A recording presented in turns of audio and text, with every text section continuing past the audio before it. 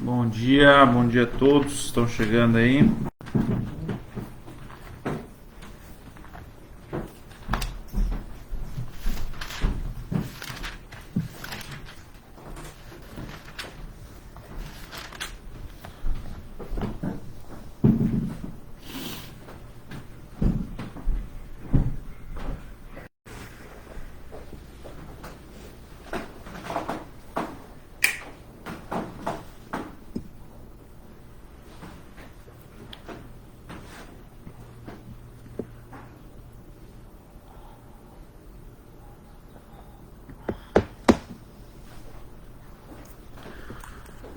Já começamos, esperar o pessoal ir chegando.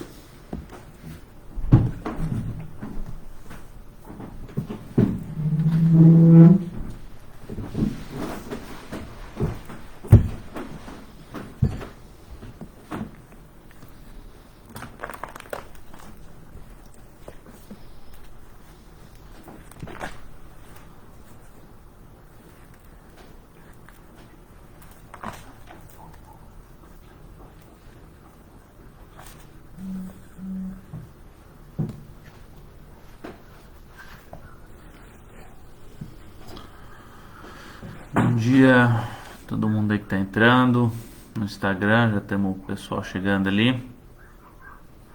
Já vamos começar. O áudio tá bom aí, tudo certo aí? Estão recebendo bem aí a transmissão?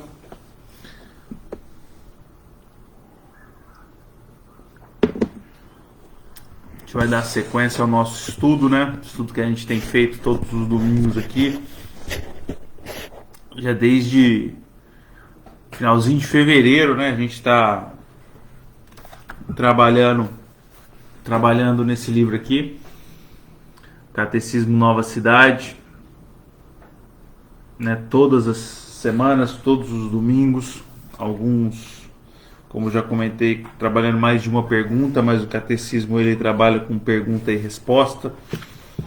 Então, em alguns casos a gente trabalhou mais de uma pergunta, outros com uma pergunta só. A maioria, na verdade, né, a gente está trabalhando com uma pergunta só, pergunta, resposta, e depois a gente faz uma meditação em cima também. Temos o auxílio de grandes homens de Deus, né, teólogos, que comentam o tema para a gente embasar um pouco mais a doutrina e conseguir manter, né, as coisas como devem ser, e sempre também acompanhado das escrituras, obviamente, que é a principal fonte, nosso principal recurso, né, de conhecimento a respeito de Deus. Hoje a gente vai dar uma sequência a respeito da fé. A gente respondeu a gente sempre dá uma lembradinha aqui, né, no domingo passado, o que é fé em Jesus Cristo. Então, viemos trazendo um pouquinho a respeito disso. E hoje a resposta, ou a melhor, a pergunta que a gente vai trabalhar é: o que cremos ser a verdadeira fé? O que cremos ser a verdadeira fé? Amém? Vamos trabalhar nessa pergunta.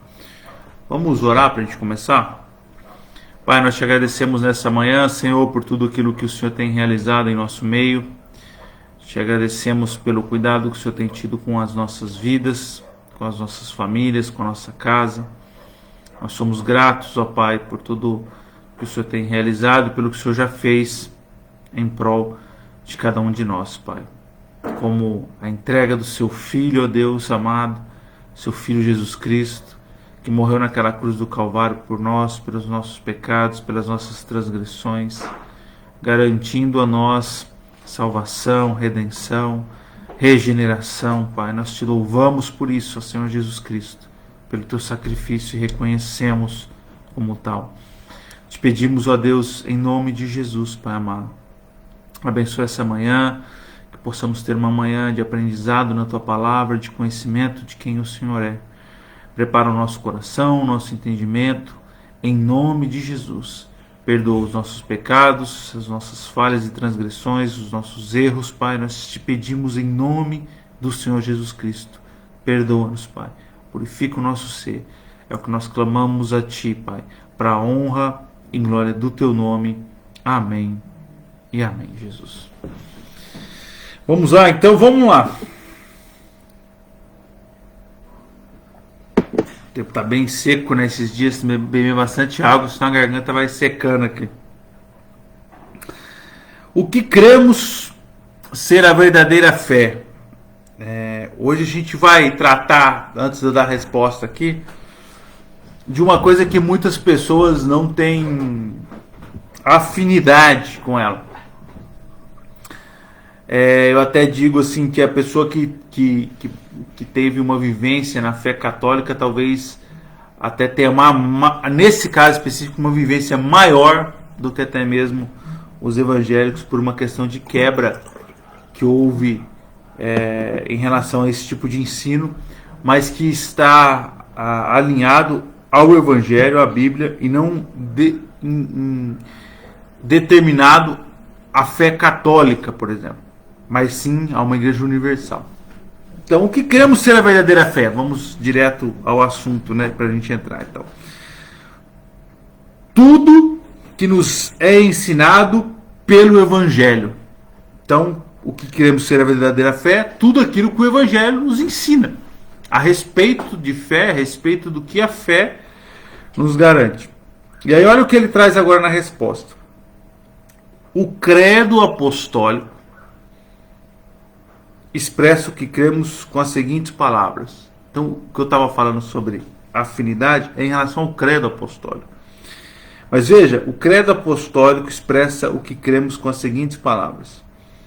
Cremos em Deus Pai, Todo-Poderoso, Criador do céu e da terra, e em Jesus Cristo, seu Filho unigênito, nosso Senhor, que foi concebido pelo Espírito Santo, nascido da Virgem Maria, padeceu sob Pôncio Pilatos, foi crucificado, morto e sepultado. Ele desceu ao Hades, no terceiro dia ressuscitou da morte, ascendeu ao céu e está assentado à destra de Deus Pai Todo-Poderoso, de onde virá para julgar os vivos e os mortos. Cremos no Espírito Santo, na Santa Igreja Cristã, na comunhão dos santos, no perdão dos pecados, na ressurreição do corpo e na vida eterna. Então, quando o autor aqui vai responder o que cremos ser a verdadeira fé, primeiro ele resume ou aponta para o Evangelho, aquilo que o Evangelho nos revela. Em segundo momento, ele nos dá um exemplo de um documento que resume, de certa forma, um pouco dessa crença em poucas palavras. E ele aponta para o credo apostólico. Se a gente for pensar a respeito do credo, né, eu até vou aqui fazer uma inversão. Hoje a gente tem dois autores para nos ajudar aqui. Um é o John Wesley, né, que acho que todo mundo já ouviu falar um pouco, principalmente quem conhece um pouco da história da igreja. E o outro é o Dr. Carson, D.A. Carson, que também é muito conhecido. E eu queria até fazer uma inversão hoje, não trabalhar primeiro com o John Wesley, mas trabalhar com o Carson primeiro. Porque ele vai falar um pouco a respeito do credo e trazer um pouquinho de um contexto que, quando a gente fala de credo apostólico, como ele é universalmente conhecido, como as pessoas realmente o conhecem, ele não foi necessariamente formulado pelos apóstolos, por mais que ele tenha esse nome, credo apostólico. Ele não foram os apóstolos que se reuniram e escreveram esse credo apostólico. Pelo contrário, ele surge no segundo século. Logo ali, então você tem o nascimento de Cristo, aí você tem o início ali, o primeiro ano, segundo século após Cristo, segundo século, primeiro século após Cristo, segundo século após Cristo. Ou seja, logo depois da igreja ali, na sequência da igreja primitiva. Se a gente for levar em consideração que o cano até do Novo Testamento vai ser fechado ali perto do terceiro, né, século depois de Cristo, no terceiro século, melhor dizendo, né? Então nós estamos falando de como, quando a fé cristã está sendo formulada, quando ela está sendo colocada em documentos, quando ela está sendo Fé cristã que eu digo evangélica, vamos dizer assim, de Cristo, né? Os cristãos, realmente. Nós tínhamos, obviamente, o judaísmo anteriormente. Então você tem o credo apostólico resumindo, por mais que não tenha sido escrito pelos apóstolos, mas resumindo a doutrina, ou resumindo aquilo que os apóstolos pregavam. Aquilo que os apóstolos anunciaram e que foram a base da igreja cristã. Que formularam a base da igreja cristã. Trazendo a sua doutrina, a doutrina do Novo Testamento. Resumindo a doutrina do Novo Testamento. E é também considerado uma das primeiras confissões de fé. E a gente vai ter outras confissões de fé na história da igreja depois, posteriormente. Mas essa é a primeira, considerada a primeira. E ela é considerada, por mais que a gente não tenha muito uma prática hoje de estudar ou de mencionar o credo apostólico, principalmente nas igrejas, aí tratando uma questão de igreja, das igrejas evangélicas, né? Com exceção das igrejas mais tradicionais, evangélicas mais tradicionais, que até hoje leem o credo apostólico, ou melhor, repetem o credo apostólico todos os domingos nos seus cultos, né? Mas isso é uma exceção dentro das igrejas evangélicas. Ela é de certa forma universal, no sentido que ela confessa uma fé que nos cabe a todos os cristãos, e revela isso muito bem. Quando você pega, por exemplo, para vocês entenderem que isso tem uma conexão, eu estou querendo primeiro fazer uma conexão isso com uma fé cristã protestante, para que isso não pareça algo distante, né? Estou quase rimando, né? Protestante, distante, algo distante da nossa realidade e daquilo que nós professamos enquanto fé cristã. Quando você pega, por exemplo, Martinho Lutero, né? Que é o pai da Reforma, que era um monge católico, quando ele vai apresentar o catecismo menor dele, por exemplo, vai trazer uma apresentação do catecismo menor, 3 coisas ele apresenta como essenciais para que se fossem ensinadas ao povo, aos leigos. E não só aos leigos, porque ele chama inclusive a atenção dos pastores e aqueles que estavam responsáveis por ensinar, por não conhecerem tais coisas. Chama a atenção desses. Mas 3 coisas ele chama a atenção, que deveriam ser essenciais no sentido de conhecimento de fé cristã e documentos de fé cristã, além das escrituras, que, lembre, é o nosso principal. Mas veja, a primeira coisa que ele cita é o Pai Nosso. Ele chama a atenção para que as pessoas conheçam a oração do Pai Nosso. Curiosamente, um dos primeiros estudos que nós fizemos na quarta-feira foi em cima do Pai Nosso. São mais de 10 mensagens que tem lá no nosso canal do YouTube da nossa igreja. Tem 10 mensagens sobre o Pai Nosso, a oração do Pai Nosso. Detalhadamente, cada uma das petições, cada uma das frases que eles estão. A segunda coisa que ele traz é o credo apostólico. Que as pessoas deveriam conhecer o credo apostólico porque ela resume a nossa fé. A segunda coisa. E a terceira, os 10 mandamentos. Então, essas três questões deveriam ser essenciais para um cristão conhecer. E aí ele faz toda uma apresentação, que eu nem vou ler aqui a apresentação dele, até porque é muito duro, inclusive, a forma que ele chama as pessoas. Se você acha que às vezes uma palavra pode ser dura, se você ler essa introdução dele, ele chega a falar, a tratar algumas pessoas que não, por não conhecerem a palavra, não conhecerem a Bíblia, não conhecerem os 10 mandamentos, não conhecerem a oração do Pai Nosso, não conhecerem o credo, não conhecerem, enfim, as escrituras em si, como pessoas que viviam como porcos.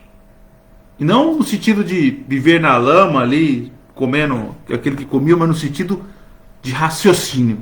Era um raciocínio suíno que tinham, vamos dizer assim, por não conhecerem as escrituras e viverem como viviam.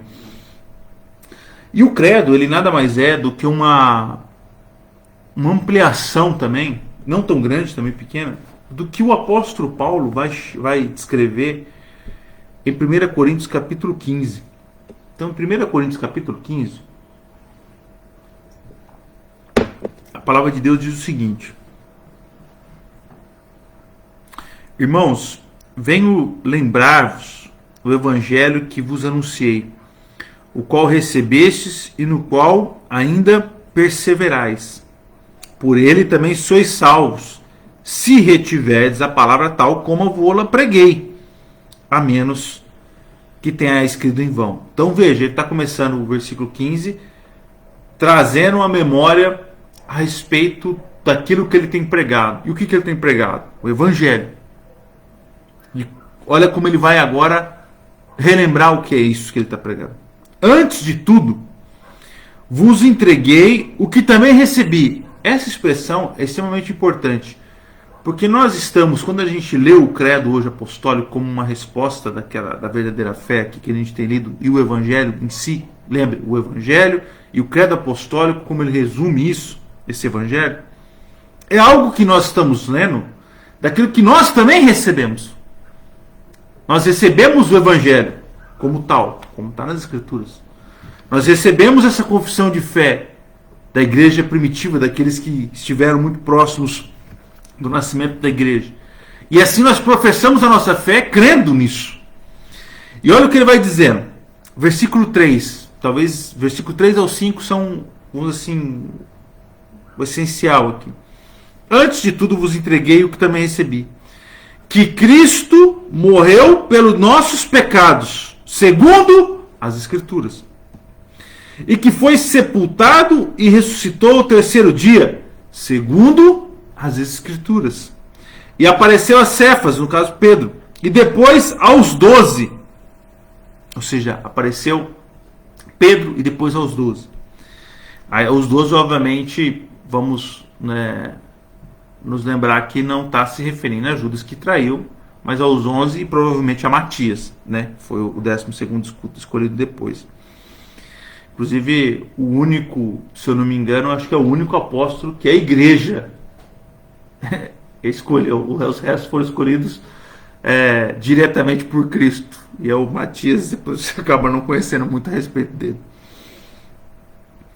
Veja o versículo 6, vamos ler o 6 também. Depois foi visto por mais de 500 irmãos de uma só vez. Ou seja, ele apareceu para os 12, primeiro para Pedro, para 1, depois para 12, depois para mais de 500 irmãos de uma só vez, dos quais a maioria sobrevive até agora. Quando o apóstolo Paulo escreve 1 Coríntios capítulo 15, muitos dos que viram Cristo ressurreto estavam ainda vivos. E ele vai dizendo, porém alguns já dormem, ou seja, já morreram. Depois foi visto por Tiago. Tiago, aqui que ele está se referindo, não é o apóstolo, mas é o seu meio-irmão. Mais tarde, por todos os apóstolos. E afinal, depois de todos, foi visto também por mim, como um por nascido fora de tempo. Porque eu sou o menor dos apóstolos, que mesmo não sou digno de ser chamado apóstolo, pois persegui a igreja de Deus. Mas pela graça de Deus sou o que sou, e a sua graça me foi concedida. Não se tornou vã, antes trabalhei muito mais do que todos eles. Todavia não eu, mas graças a Deus, mas a graça de Deus comigo. Portanto, seja eu ou sejam eles, assim pregamos e assim crestes. O que ele está falando que ele pregando? Esse resumo, 3 ao 5.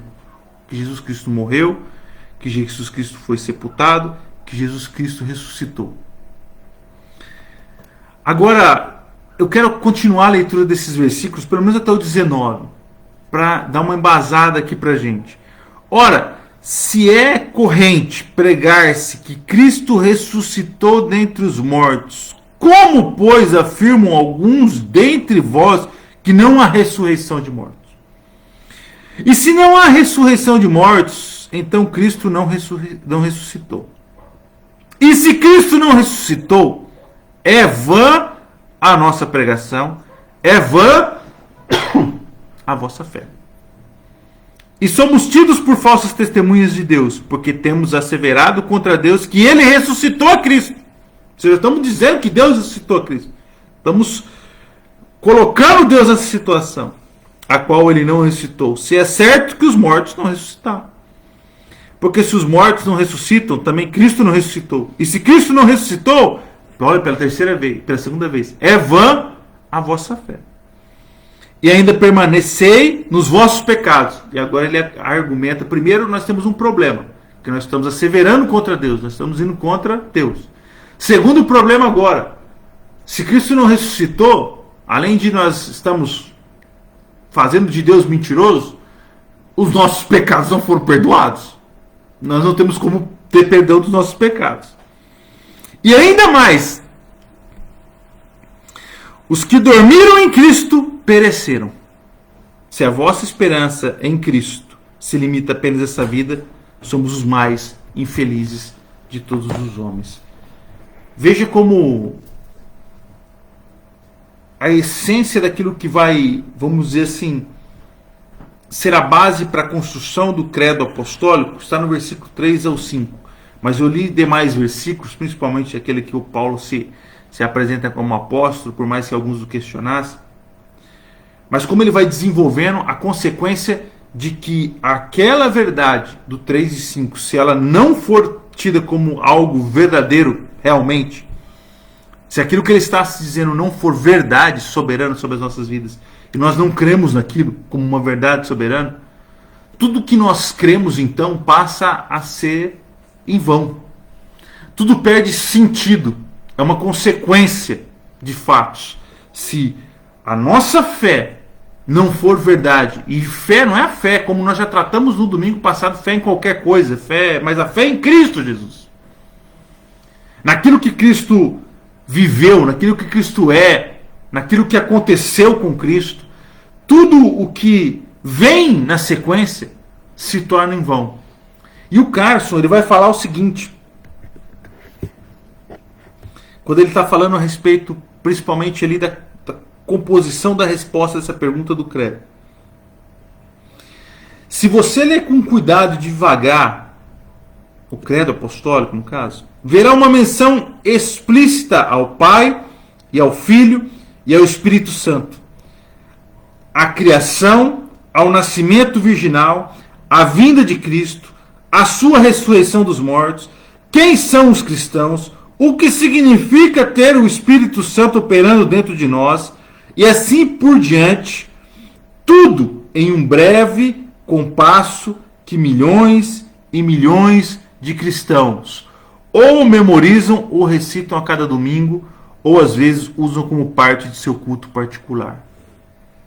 O credo apostólico que nós acabamos de ler como resposta à pergunta o que cremos ser a verdadeira fé, essa junção de palavras que resumem o que é a nossa fé, nos direcionam para as Escrituras e para aquilo que nós cremos. E é muito interessante, porque se você observa a resposta que nós demos, e o que o Carson acabou de resumir aqui, o que ela fala, do que ela fala. Fala da criação, fala de como que Deus criou as coisas, fala do Espírito Santo, fala da Trindade, do Pai, do Filho, do Espírito Santo, fala do nascimento de Jesus, fala da vida de Cristo, fala de como ele padeceu, fala de como ele morreu, fala da sua ressurreição, fala da esperança que nós temos a respeito do seu retorno, fala da ação do Espírito Santo, da santificação, como bem ele é dividido, né? O credo entre criação, redenção e santificação, as três partes em que o credo são divididos. Então ele vai falando de tudo aquilo que o Evangelho nos apresenta. Vem resumindo tudo aquilo que o Evangelho nos traz. E é muito interessante quando você presta atenção nesta resposta que o credo traz. Porque se você pega aqui, eu já citei aqui o Lutero, já citamos aqui, fomos mais longe ainda, em 1 Coríntios, com o apóstolo Paulo resumindo em 1 Coríntios capítulo 15, versículo 3 ao 5, o resumo da fé, que é a base, inclusive, da construção do credo. O credo apostólico defendido aqui, trazido também como uma coisa importante, uma resposta importante por Lutero. Se você for no Catecismo de Heidelberg, que é lá na cidade alemã, quando escreveram esse catecismo, 1500, lá vai Guaraná, um pouco depois de Martinho Lutero levantar a reforma protestante em 1517, você vai ver lá de novo, olha a pergunta do Catecismo de Heidelberg, a pergunta é a 22, isso tudo aqui é igreja protestante, tá?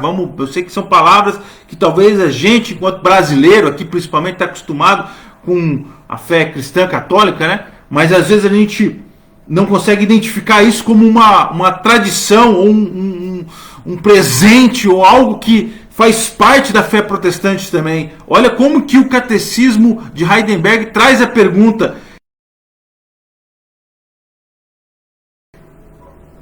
E olha o que ele vai dizer: em tudo que nos é prometido no Evangelho. É a resposta que a gente acabou de ler aqui. Tudo que nos é ensinado pelo Evangelho. No Catecismo Nova Cidade, que é agora, recente. Certo? E olha o que ele vai dizer mais. O credo apostólico é o resumo de nossa universal e indubitável fé cristã. Nos ensina isso. E o que dizem os artigos desse credo? E eu quero ler ele mais uma vez. E eu queria que vocês prestassem bem atenção. Porque é muito importante para o raciocínio que nós vamos criar na sequência. O que ele diz? Creio em Deus Pai, Todo-Poderoso, Criador dos céus e da terra. Em Jesus Cristo, seu único Filho, nosso Senhor, que foi concebido pelo poder do Espírito Santo, nasceu de Virgem Maria, padeceu sob Pôncio Pilatos, foi crucificado, morto, sepultado, desceu ao inferno, ressuscitou ao terceiro dia, subiu aos céus, está sentado à direita de Deus Pai Todo-Poderoso, de onde há de vir a julgar os vivos e os mortos. Creio no Espírito Santo, na Santa Igreja Católica. E quando ele usa a palavra católica aqui, não é a Igreja Católica Apostólica Romana. Ele está falando católica no sentido da palavra universal, que no Catecismo Nova Cidade nós vemos como igreja cristã. Mas quando ele fala assim, Igreja Católica aqui, não é Igreja Católica Apostólica Romana, mas a Igreja Universal. O que é a Igreja Universal? A igreja que está espalhada em todos os cantos do mundo. A Igreja de Cristo, que professa o Evangelho, que professa a fé em Jesus Cristo e que se reúne aqui em Londrina, reúne em todas as cidades do Brasil, reúne em todas as cidades da América, da Europa, da Ásia, inclusive a perseguida, escondida em algum lugar no mundo. Ele está dizendo da união que há nessa santa igreja de Cristo Jesus. Na comunhão dos santos, que se reúne como nós estamos reunindo agora nessa manhã, na remissão dos pecados, na ressurreição da carne, na vida eterna. Amém. Como a gente diz, como eu disse aqui, ele se divide em 3 partes, né? Fala da criação, fala da salvação, da redenção e fala da nossa santificação. Fala exatamente de tudo aquilo que nós precisamos no Evangelho. Eu pedi para que você prestasse bem atenção enquanto eu estivesse fazendo a leitura, pelo seguinte: o resumo do credo, ou melhor, o credo resume o Evangelho e resume todas, de certa forma, que depois você vai aprofundando, né, cada uma delas, as revelações que ali estão, mas em tudo daquilo que nós precisamos e que nós encontramos no Evangelho. Se você fizer uma analogia muito rápida e você pegar uma teologia da prosperidade, por exemplo, dos dias de hoje, que é algo que está aí batendo para todos os cantos, que é pregado em muitos lugares, você não vê nada nesse credo que se possa assemelhar a esse tipo de pregação. Porque tudo o que nós precisamos e aquilo que realmente importa no Evangelho está revelado aqui. Você não vê aqui, creio em Cristo Jesus, que me prospera a ponto de eu não ter problemas mais na vida. Simplesmente Porque o Evangelho não diz isso. Porque simplesmente a história da igreja não diz isso. O próprio apóstolo Paulo, que escreveu 1 Coríntios capítulo 15, versículo 3 ao 5, teve a sua cabeça decepada pelo Império Romano. Não só isso, como nós lemos aqui quando ele vai falando do seu apostolado, nós lemos em alguns versículos mais para baixo, 1 Coríntios capítulo 15, ele inclusive por muitas vezes teve o seu apostolado, a sua unção apostólica, questionada por algumas igrejas, por alguns irmãos e irmãs. Porque o que realmente o Evangelho transforma e responde, e não há neste mundo, e o que difere ele de todas as ideologias e pensamentos que possa haver neste mundo, e teologias que possam haver neste mundo,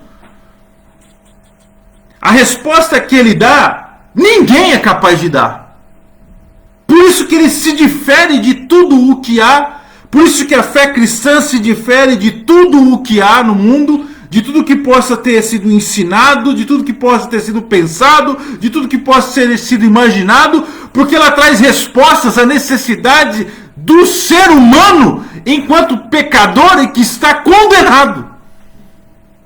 É por isso que o apóstolo Paulo disse: se você não crê nisso, se isso não faz sentido para você, e olha como Lutero vai falar mais ou menos isso naquele texto que eu falei, que eu citei no início. Ele vai dizendo: se você não consegue entender a sua situação pecaminosa, se você não entende a situação que você está e o que você precisa, se você sequer consegue entender ou imaginar isso, então obviamente o Evangelho não faz sentido para você. Da mesma forma, você não consegue enxergar no Evangelho os benefícios que existem nele. E se você não consegue compreender nada disso, você vai inclusive enxergar benefícios que não estão no Evangelho, que não descrevem o Evangelho, que não são a essência do Evangelho. Você vai distorcer o benefício do Evangelho. Você só não vai distorcer o que é ruim, mas você vai distorcer o que é bom. Porque você vai passar a imaginar que o Evangelho é algo que, na verdade, ele não é.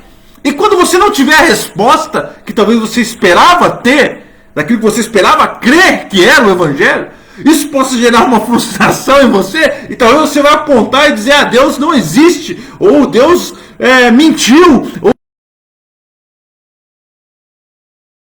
Discreto. Porque o olhar está equivocado em relação à crença do Evangelho e à fé do Evangelho.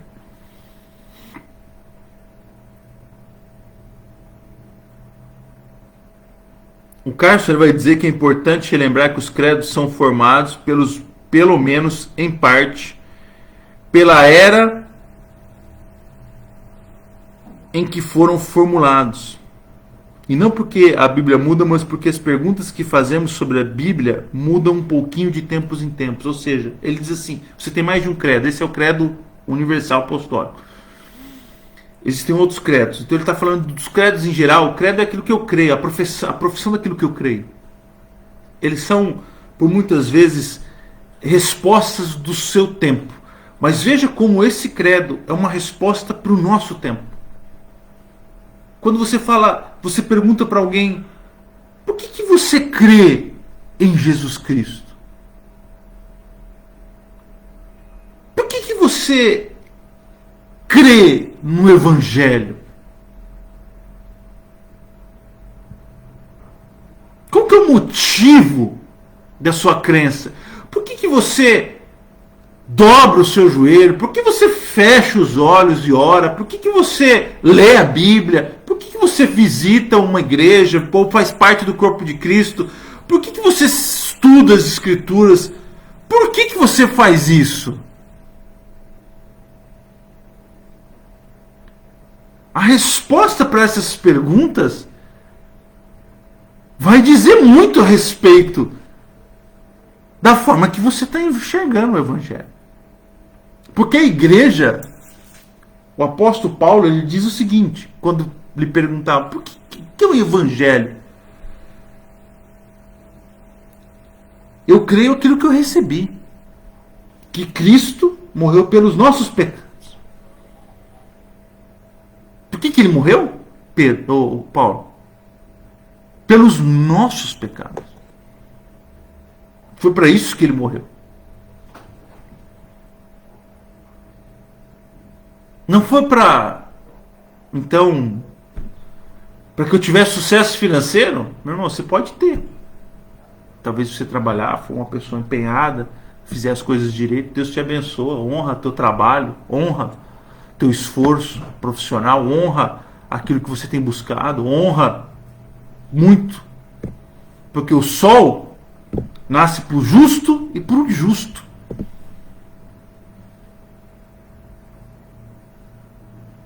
Mas a morte de Cristo não foi para isso. Eu creio, o apóstolo Paulo diz, que ele foi sepultado e ressuscitou ao terceiro dia. Eu creio que ele apareceu para Cefas, depois para os 12, depois para mais de 500 e ascendeu aos céus. Eu creio que ele está nos céus, à direita do Pai, esperando um momento que só Deus Pai sabe, que ele voltará e buscará a tua igreja, sua igreja. Que vai julgar justos e injustos, ou melhor, vai julgar vivos e mortos, melhor dizendo. O que nós respondemos? Qual é a nossa resposta? A nossa crença?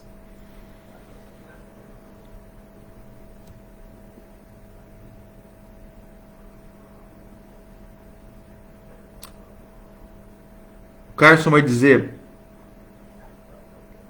que o credo apostólico é declarado regularmente pelos cristãos em todo o mundo porque foi escrito em uma época tão remota que foi usado muito antes de as divisões doutrinárias importantes estabelecerem. O que ele está falando? Antes dessas questões doutrinárias que nós temos hoje, que talvez separam algumas igrejas evangélicas em questões doutrinárias e não como irmãos e irmãs, ok?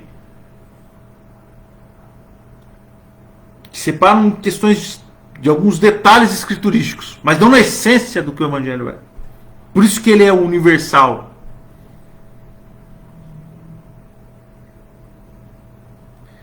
Dentro dessa estrutura, habilmente ele sumariza, ou seja, o evangelho em poucas sentenças. Que é, então, o que cremos ser a verdadeira fé. Nisso que a gente leu já.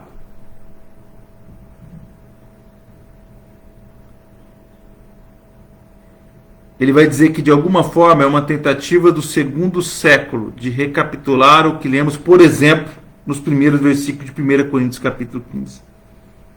Que em si é um credo muito simples.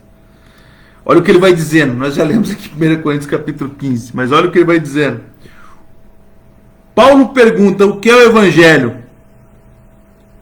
Bem, primeiro Cristo morreu por nossos pecados conforme as Escrituras. Depois diversas coisas são acrescentadas, até que tenhamos um resumo das grandes boas novas e de seu conteúdo.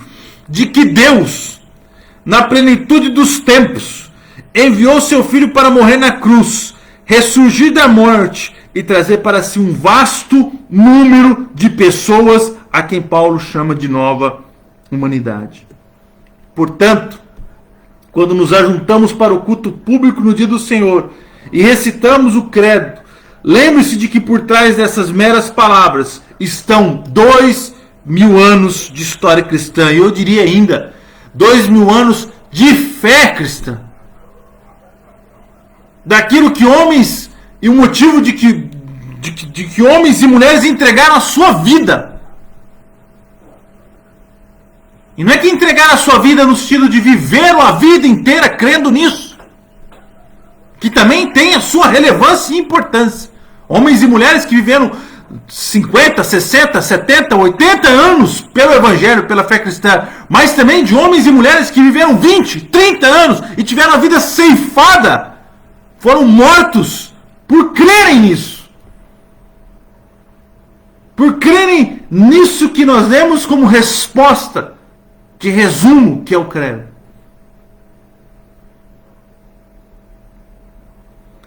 Ele diz o seguinte, que o credo deve ser para conectar os cristãos a culturas, linguagens, um espaço e um tempo em que todos dizemos juntos que cremos em Deus Pai Todo-Poderoso, Criador do céu e da terra. O John Wesley, para a gente já ir caminhando para o final, vai dizer o seguinte, mas o que vem a ser fé? Ele diz, não é uma opinião, não mais que um conjunto de palavras, nem um número qualquer de opiniões reunidas, por mais verdadeiras que sejam. Ou seja, não é uma boa filosofia, uma boa, como que eu posso dizer assim, uma boa frase de efeito, ainda que tenha sentido, que se faça, tenha alguma conexão com você. Ele vai dizer, uma série de opiniões não constitui a fé cristã. Assim como um colar de contas não representa a santidade cristã. Ele está fazendo uma referência aqui a você contar orações, né? Ele diz, não é meramente concordar com qualquer opinião ou com um número determinado de opiniões. Um homem pode concordar com 3 ou com 23 credos. Presta atenção no que ele vai dizer agora. Um homem pode concordar com 3 ou com 23 credos ou com 1, como a gente leu aqui o credo apostólico. Ele pode concordar com todo o Antigo Testamento e com todo o Novo Testamento, pelo menos quanto àquilo que ele consegue entender, mas não ter fé cristã de modo algum.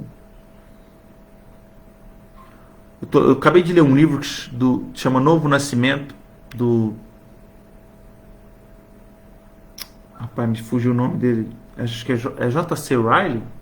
É J.C. Riley, né? Novo Nascimento. Que nada mais...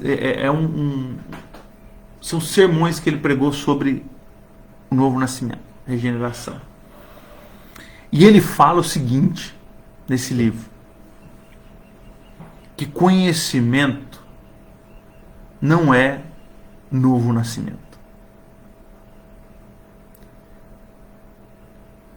Que conhecer não é regeneração. Como o Wesley está dizendo, que conhecer não é fé. Esses documentos, credo, apostólico, livros que você possa ler a respeito de novo nascimento, sobre fé, sobre... E você pode ler muitos durante a vida. Muitos. Inclusive pode ler a Bíblia muitas vezes durante a sua vida. Tudo isso pode ser importante, pode alimentar a sua vida. Mas veja o que o Wesley vai falar. Fé cristã é a divina evidência ou convicção trabalhada no coração de que Deus se reconciliou comigo por meio de seu Filho. Como está lá escrito em Colossenses. Como Paulo escreve em Colossenses. Olha o que ele diz. De que sou unido inseparavelmente com confiança nele. Como gracioso Pai reconciliado. Como em todas as coisas, especialmente por todas aquelas boas coisas que são invisíveis e eternas. Aqui está dizendo que não adianta você conhecer o credo, você conhecer as escrituras, você conhecer tudo isso, se isso tudo não fizer sentido para você, se isso tudo se transformar em convicção, em fé, a ponto de que você possa viver isso. Por isso que a fé é um dom de Deus.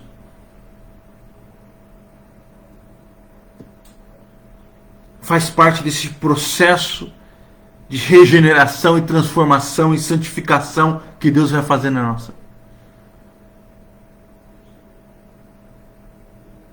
Colocando dentro de cada um de nós essa certeza e transformando esse nosso coração duro e pecaminoso de pedra em um coração de carne. No sentido cristão, crer é, portanto, andar na luz da eternidade, que John Wesley vai dizer. Eu gostei muito dessa frase do andar na luz da eternidade, porque ela faz uma conexão entre presente e futuro. Ele está falando de alguém que está usando o verbo de ação andar aqui, que está andando, que anda, que vive hoje, amanhã, que viveu ontem, mas com os olhos na eternidade, com os olhos em algo no futuro, em algo que Cristo Jesus conquistou por mim e por você. Olha o que ele diz: no sentido cristão, crer é ter visão clara e confiança no Todo-Poderoso, reconciliado comigo, mediante o Filho de seu amor.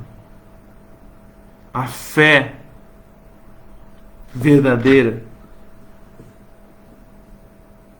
que nós cremos ser verdadeira, é uma fé que reconhece o nosso Deus Pai como um Deus todo-poderoso, que reconhece Jesus Cristo, seu Filho amado, como nosso Redentor, como aquele que veio, viveu, morreu, ressuscitou, ascendeu e em breve virá. É a fé naquele, ou melhor, é a fé no Espírito Santo de Deus, que nos santifica, que nos reúne enquanto santos, enquanto igreja, que gera em nós a certeza e a convicção da remissão dos pecados, que gera em nós, né, a certeza da ressurreição do corpo, da carne, que gera em nós a certeza da vida eterna.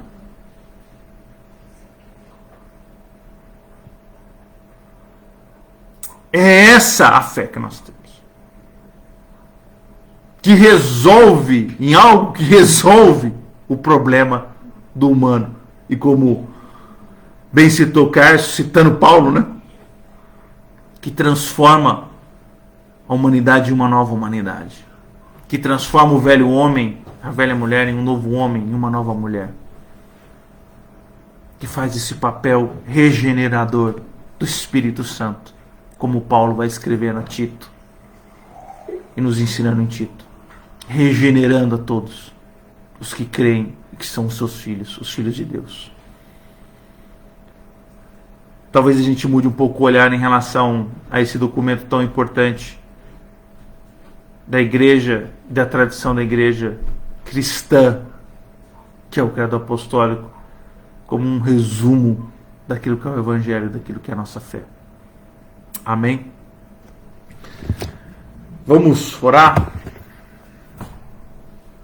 para a gente encerrar. Feche seus olhos. Pai, nós te agradecemos nessa manhã por tudo aquilo que o Senhor tem nos ensinado nesta caminhada dominical, onde todas as manhãs, pelos domingos, temos nos reunidos para estudar e meditar na Tua Palavra, na Palavra de Deus. Que a nossa fé, Pai, possa ser